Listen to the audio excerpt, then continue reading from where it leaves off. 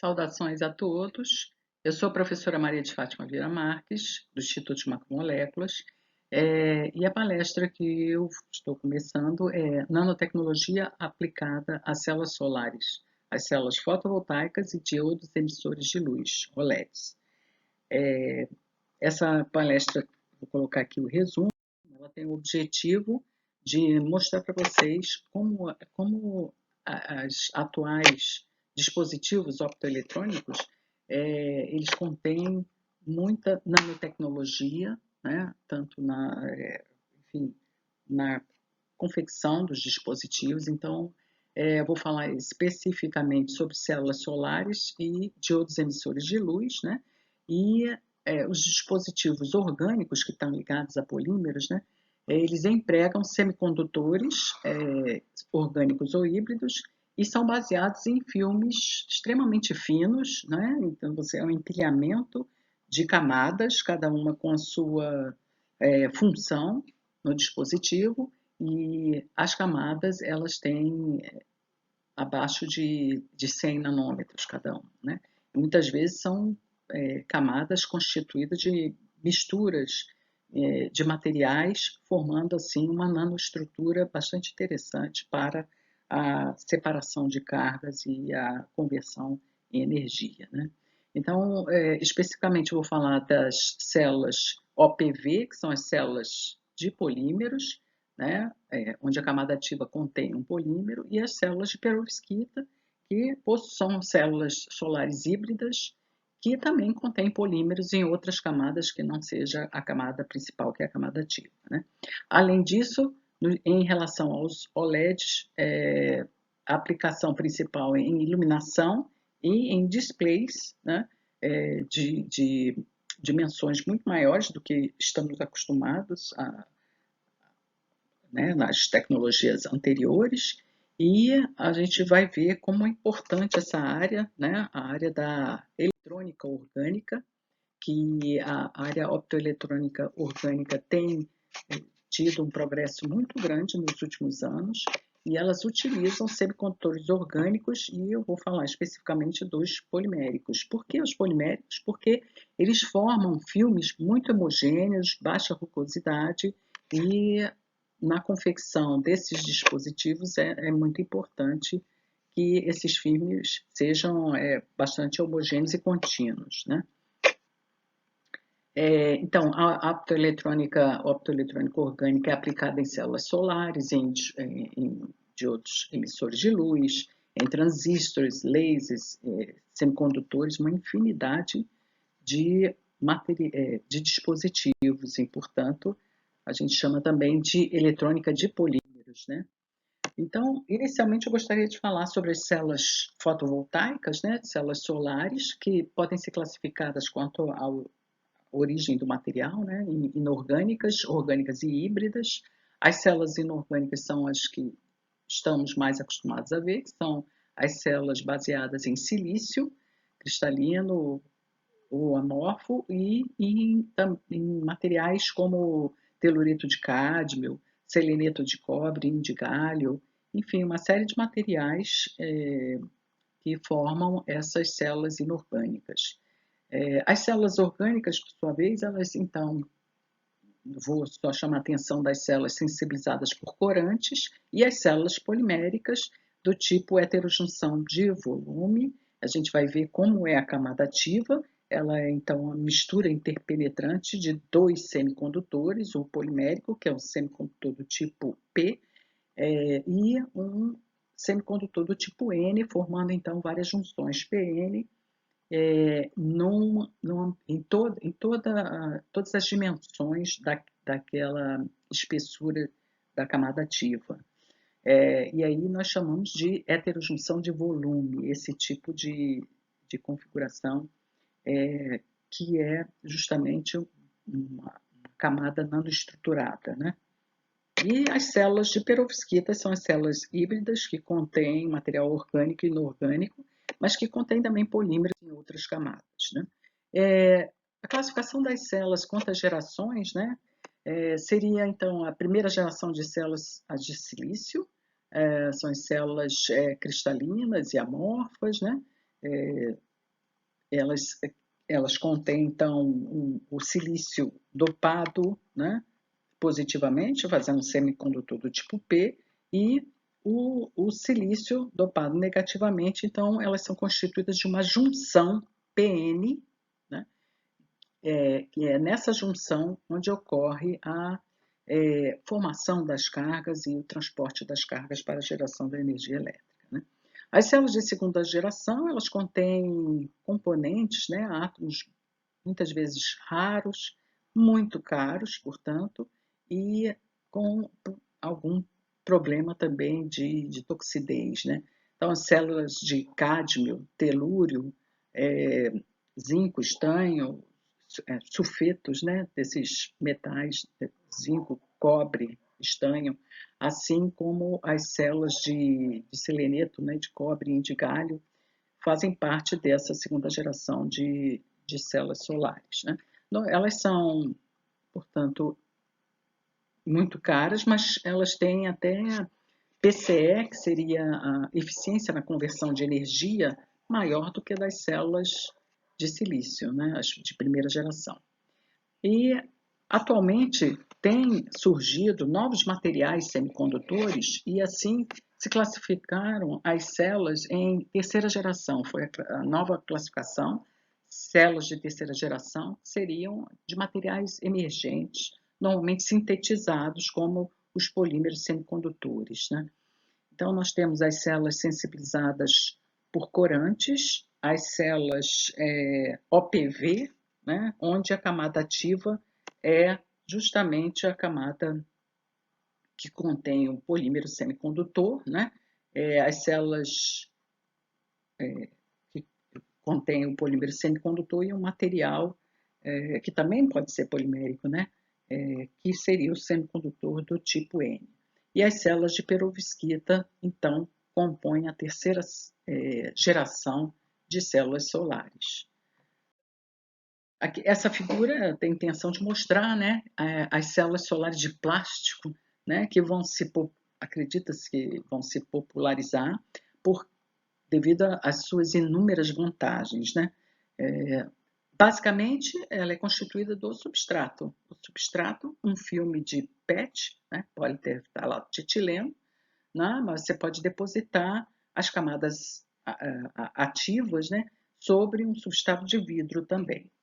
Mas essa é a ideia, né, das células de terceira geração serem depositadas sobre substratos bem leves e flexíveis. Então, aqui eu apresento, falando então das células orgânicas, né, de terceira geração, como as OPVs, né, que contém polímero na camada ativa, a facilidade de produção pelo método rolo a rolo, a flexibilidade e leveza, enquanto as células de silício tradicionais que estamos acostumados a ver, nós temos 25 quilos por metro quadrado, né? Nós, nas células OPV, meio quilo por metro quadrado. São muito leves, flexíveis e semi-transparentes, podendo ser aplicadas sob janelas, por exemplo, né? Adaptadas em várias superfícies. Superfícies não precisam ser planas também, elas podem ter irregularidades e a gente coloca o filme sobre essas irregularidades, enfim, né? Então, a ideia é diminuição do custo, né? Facilidade de implementação muito grande e claro que nós temos os desafios, que é aumentar a eficiência das células OPV e a durabilidade, né?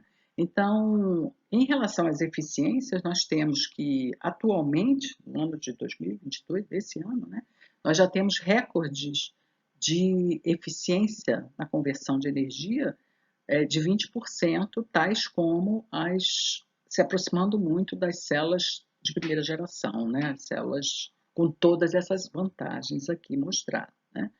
Leveza, flexibilidade, semitransparência, etc. Então, já se atingiu 20% da eficiência de conversão de energia nas células OPV. Né? E a duração é que espera-se que se tenha 20% pelo menos, né, de eficiência e 20 anos de duração para fazer frente, né, competir com as células tradicionais de silício. Então, essas células, a camada ativa é um polímero dissolvido no solvente, né? Ele é aplicado sobre esse filme, entre outras camadas, que depois eu vou falar mais adiante, né? Ele é aplicado sobre o filme, assim, fazendo o painel solar, tá? Então, essa camada, volto a dizer, ela é nanoestruturada, né? Ela tem espessura abaixo de 100 nanômetros, e todas as camadas aqui, quer dizer, a camada mais espessa é o substrato mesmo, porque você tem que ter resistência mecânica, né? Então, por mais caro que seja o polímero semicondutor produzido, né, a utilização, né, você pode com 1 kg de polímero cobrir enormes áreas do painel solar. Então, as vantagens são bastante claras, né? O tipo de deposição também, nós usamos spin coating no laboratório, mas outros métodos como jato-tinta, né, impressão de jato-tinta, Dr. Blading, slot die, né, é usado para processos contínuos, né, de produção de placas solares. Então, a gente tem aqui eficiência, né, e durabilidade, que tem que ser aumentada. A eficiência já estamos bem avançados, em termos de durabilidade também, mas e o custo bastante baixo, por causa da facilidade de produção, não precisa de altas temperaturas, nem vácuo, nada disso, é simplesmente depositar a tinta ativa sobre um substrato. Então, isso tem se conseguido avançar ano a ano. Então, é interessante a gente aqui falar como é que funcionam esse tipo de célula de terceira geração, especificamente as OPVs, né? Células cuja camada ativa contém um polímero semicondutor, tá? Então, aqui eu estou mostrando uma figura que é uma montagem de um dispositivo do tipo OPV, né? Então, você tem aqui um substrato transparente, vidro ou um substrato flexível, como o PET. Sobre esse substrato é depositado o anodo, né? Normalmente é um óxido de índio dopado com estanho. Esse é transparente, é um material transparente, então a luz vem pelo substrato, tem que passar pelo anodo, né? E aqui nós temos uma camada que a gente chama de camada tampão, né? Que é uma camada que vai facilitar o transporte de cargas, né? Especificamente o transporte de buracos, que são as cargas positivas, para o anodo, que são captadas no anodo. E na camada ativa são produzidos, então, os elétrons que vão para o cátodo. Então, a luz tem que chegar, tem que atravessar essas camadas, né? Então, essas camadas têm que ser transparentes e chegar na camada ativa. A camada ativa, ela contém um polímero que vai absorver a luz, né? Ela vai, então, vai ocorrer, então, a transição de elétrons do HOMO, que é o orbital molecular ocupado de maior energia, para o LUMO, que é o orbital molecular desocupado de menor energia. Essa transição tem uma diferença de energia que é o band gap. Então, a luz ela deve ter energia suficiente para superar o band gap e produzir essa transição eletrônica, né? E o que se forma, então, é um exton, que é um par elétron-buraco, que tem que ser separado com o elétron indo para o cátodo e o buraco indo para o anodo, né?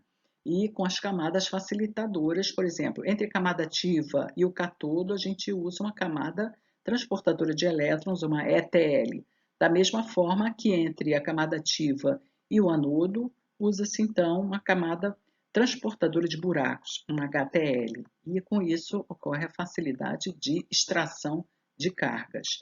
Então, só chamando a atenção aqui para a camada ativa então tem dois componentes. Tem o polímero, que é um semicondutor do tipo P, ele é capaz de absorver a luz solar, fazer a transição eletrônica, produzir o exton e vai ocorrer a separação das cargas do exton se tiver contato, se o polímero tiver uma interface com um semicondutor do tipo N, é esse que vai receber um elétron. Então, muito utilizado é o fullereno. O fullereno, então, recebe esse elétron, né? Lembrando que um exton, ele só consegue percorrer até 20 nanômetros.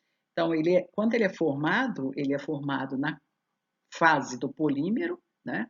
E 20 nanômetros depois, até 20 nanômetros, ele tem que encontrar uma interface de um semicondutor do tipo N. Então, as interfaces PN, na camada ativa, ela deve ocupar todo esse volume, por isso que a gente chama heterojunção de volume, a configuração da camada ativa. Então, repetindo, a camada ativa é constituída de um polímero, que é um doador de elétrons, um semicondutor do tipo P, ele doa elétron e, portanto, ele conduz os buracos para o anodo, enquanto o fullereno vai receber esse elétron, né, e conduzir o elétron para o catodo, gerando então a corrente elétrica, tá? Aqui eu mostro mais uma vez como é a heterojunção de volume em toda a camada ativa. Nós sabemos aqui que no polímero, que a gente chama de doador, né, o polímero então é semicondutor do tipo P, ocorre a absorção de luz e a formação do exton. O exton eles têm que migrar, ele vai migrar para uma interface PN, ele tem que achar isso em 20 nanômetros, ele tem que achar uma interface com o material aceptor de elétrons, que seria o fullereno. E aí, nessa interface, ocorre a separação das cargas, né? O exon, portanto, ele se separa. Se isso não ocorrer, o elétron volta para o estado fundamental, volta para o HOMO, e aquela energia perdida, né? Então, você perde eficiência se isso não ocorrer. Por isso que eu digo que a heterojunção de volume é justamente uma camada nanoestruturada, né? Então, você tem junção PN pelo menos a cada 20 nanômetros, tá? Então, o elétron, então, entra na fase do fullereno e vai para o catodo, enquanto o buraco segue para o anodo por meio de uma cascata de energia, tá? Aqui vou colocar para vocês os materiais que são que constituem as diversas camadas. Os estudos estão na variação do catodo, com prata, cálcio, alumínio, uma camada ETL, que é constituída de óxido de molibdênio ou fluoreto de lítio, né? São os materiais mais comuns de ETLs, né? São camadas transportadoras de elétrons. A camada ativa, já falamos que é um material doador, que é um polímero semicondutor, do tipo P, e o material aceptor, que hoje em dia são até polímeros nas mais modernas células, que são as células all polymer solar cells, né? Células constituídas de polímero na camada ativa, isso, em substituição ao fullereno. Temos a camada transportadora de buracos, que também são poliméricas, PDOT e PSS, ou óxido de titânio, e o anodo normalmente é o ítalo, tá? Mais uma vez aqui mostrando as diferentes camadas, e eu queria chamar a atenção, essa ilustração ela mostra como ocorre a produção da energia, né? A luz incidindo sobre o polímero, né? Produzindo o exton, que na interface se separa nas cargas constituintes da interface com o fullereno, por exemplo, né? O polímero conduz as cargas positivas, né? E o fullereno conduz as cargas negativas. E assim ocorre a conversão da energia solar em energia elétrica. Aqui eu estou mostrando, então, a espessura de cada uma dessas camadas, né? Então, isso aqui em geral, as espessuras são isso, 2 nanômetros, a camada dito de 100 nanômetros, a camada ativa de 80 a 200 nanômetros, dependendo, né, da qualidade dessa mistura, né, do semicondutor P com N. Então, nós temos espessuras baixas, né, as outras camadas tudo abaixo de 100 nanômetros. Então, mostrando que nanotecnologia está presente na tecnologia de OPV. Então, o polímero né, que compõe a camada ativa, um polímero conjugado, né, um polímero que tem ligações duplas e simples conjugadas, formando então uma deslocalização de elétrons, tá? Naturalmente, esse polímero, quanto maior a massa molar, maior a eficiência, né, na conversão de energia, porque o band gap diminui, enfim, mas a massa molar muito alta, o polímero torna-se insolúvel. E é importante para essa tecnologia que o polímero seja solúvel e aplicado na forma de uma tinta. Então, a gente tem que verificar exatamente o aumento da massa molar até que ele ainda seja solúvel. Se ele se tornar insolúvel, não adianta, né? Então, nós não temos uma boa combinação, um bom polímero para células OPV, tá? E as propriedades desse polímero, ele tem que ter absorção na faixa, né? Obviamente, na faixa do visível, né? Na faixa do visível infravermelho próximo, né? Nós temos quanto mais luz esse polímero absorve, maior a corrente gerada, né, por essa célula. O polímero tem que ter um baixo band gap para a luz na faixa na região visível infravermelho, ela poder excitar e fazer essa transição eletrônica do homo para o lumo. E tem que ter o polímero tem que ter uma alta mobilidade de cargas, a velocidade das cargas no polímero tem que ser elevada, né, para ter o transporte eficiente de cargas, né? Então, ele deve ser muito miscível, né, muito solúvel no semicondutor do tipo N, enfim, tem alguns fatores que fazem a maior eficiência desse tipo de célula solar. Que tipo de polímeros são utilizados? Normalmente são copolímeros, né? Copolímeros que contêm carbazol, fluoreno, unidades de tiofeno, benzotiazol. Então, a gente está mostrando aqui benzodietiofeno, que são unidades monoméricas que constituem esses polímeros conjugados, né? É importante que sejam polímeros com unidades DA, né? Unidades doadoras e aceptoras, alternadas. Então, a síntese desse polímero, né, ela deve, né, são copolímeros, terpolímeros, que contêm várias unidades com características de doadoras e aceptoras de elétrons diferentes. Mostrando aqui mais uma vez estruturas aromáticas deficientes de elétrons, né? Benzotiazol muito utilizado, entre outras, e unidades doadoras de elétrons, né? Benzoditiofeno, benzodifurano, né? São unidades doadoras. Então, os copolímeros alternados DA que são muito utilizados nessas células solares do tipo OPV, tá?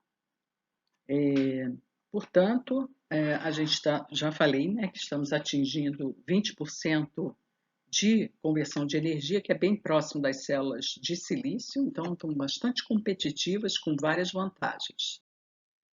Aqui só para mostrar como tem aumentado, né, de acordo com a estrutura do polímero, as eficiências, como tem aumentado, né, de 5, 5,7, 5,9, quer dizer, você tem que mudando a estrutura do polímero, você vai conseguindo cada vez mais eficiências na conversão de energia, né? 7,2, 8,3 e assim por diante, 9,4.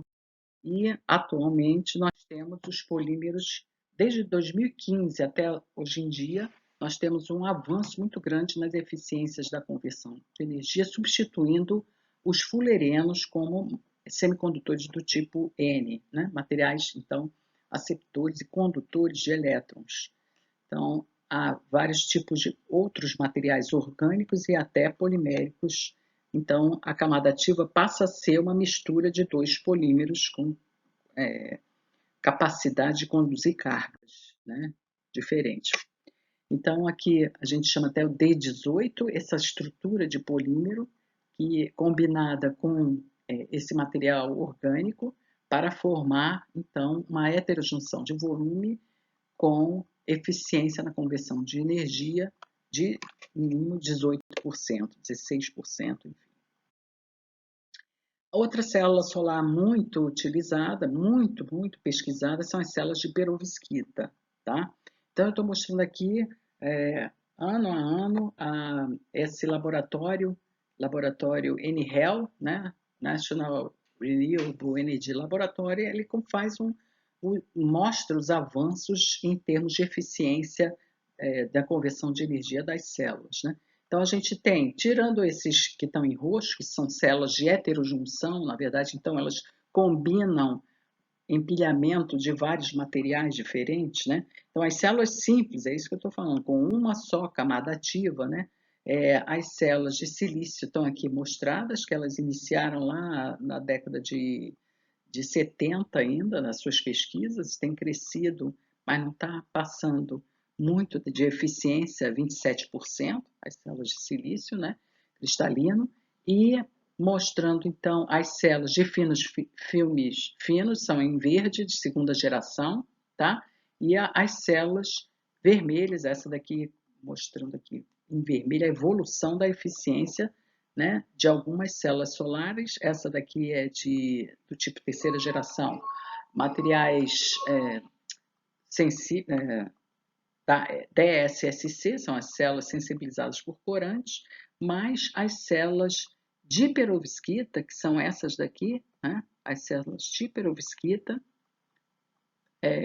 são essas daqui, ó. Elas surgiram em 2010, em 2010, e estão crescendo muito em termos de eficiência na conversão de energia, né? Então, atingindo esses valores 25% aqui nos últimos anos, né? E as células do tipo OPV, né, que são essas organic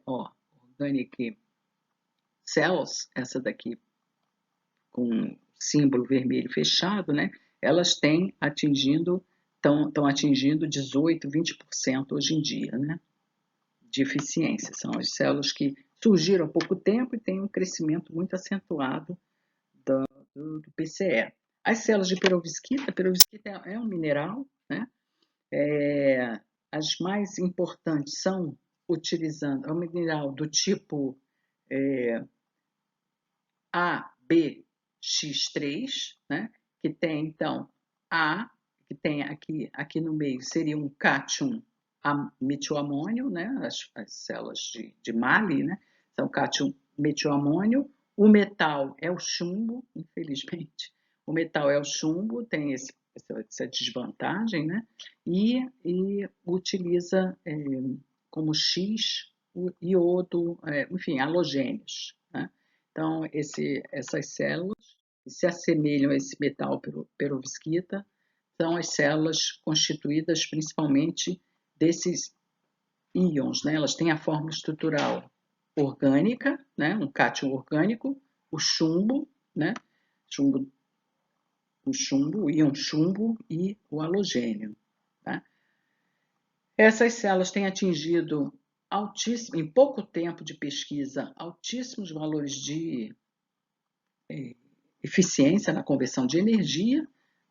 Nós temos, então, a mobilidade dos íons, porque ele é muito cristalino, então a mobilidade dos íons é muito elevada, a mobilidade das cargas é muito elevada nos elétrons e buracos.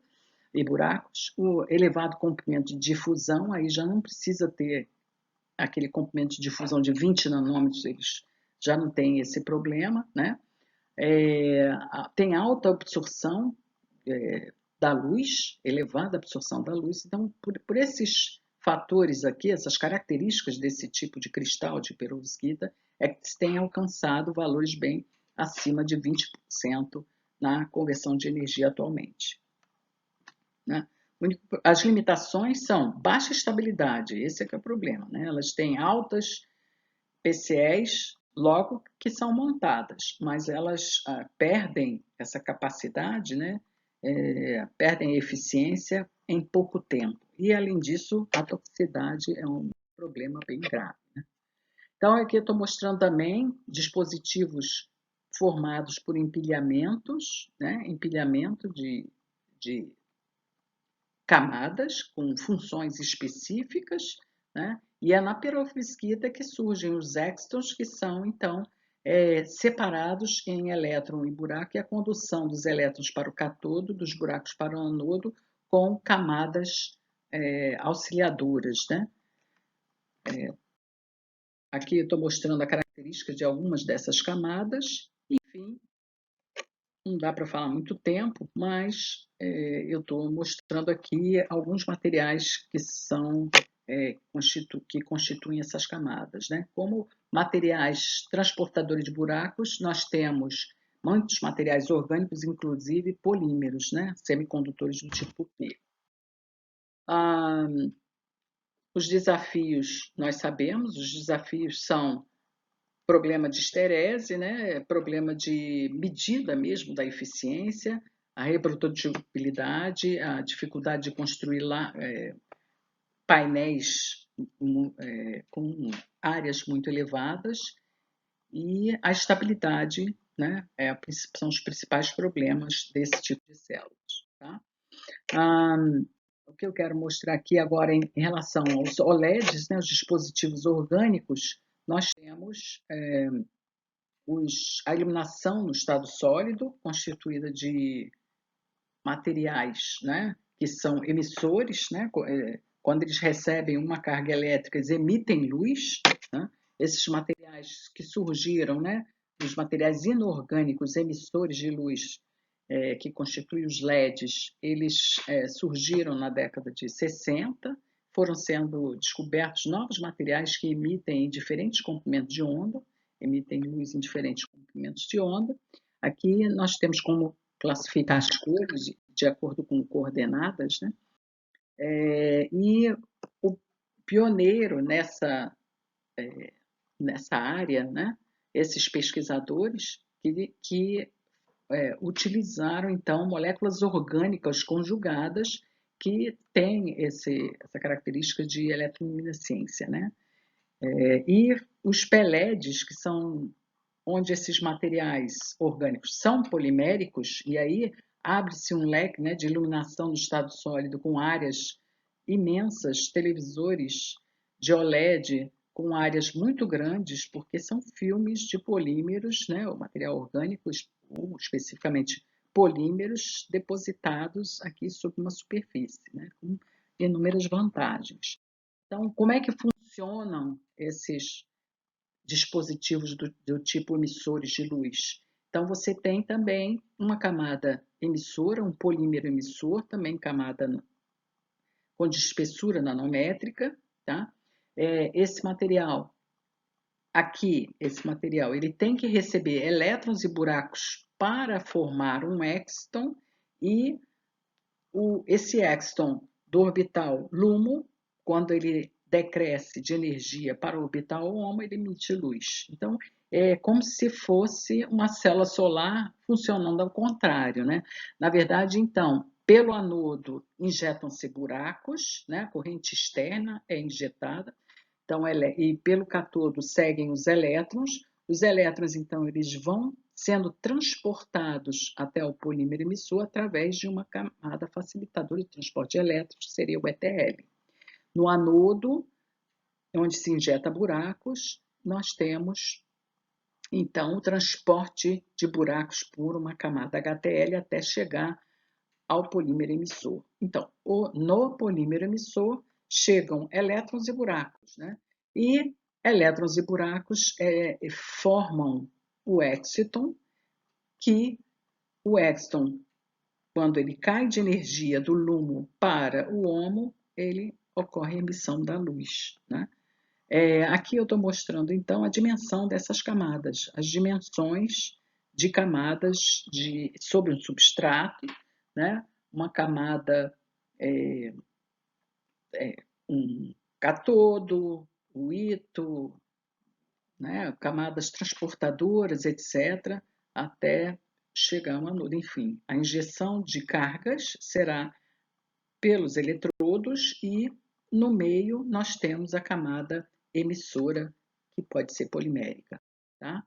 Então, os OLEDs têm aumentado de complexidade, porque nós temos que ter elétrons e buracos chegando na mesma velocidade para se combinarem apropriadamente na camada emissora.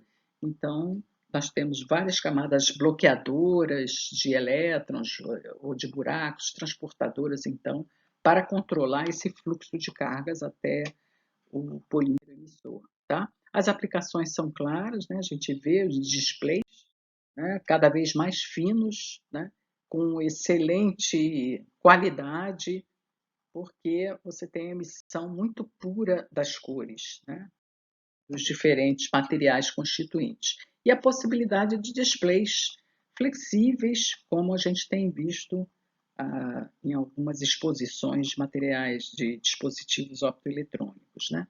Nós temos dispositivos com melhor qualidade, né, com cores mais nítidas e ainda leves, muito finos e flexíveis, né?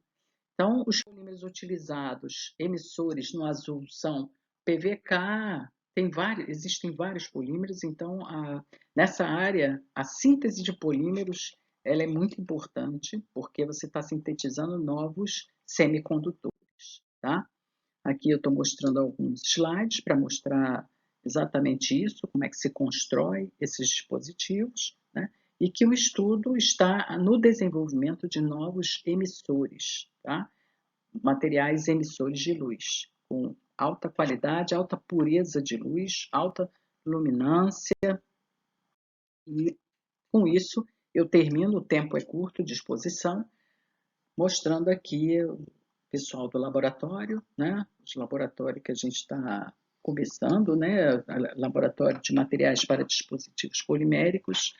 E eu agradeço então e fico à disposição para perguntas. Muito obrigada.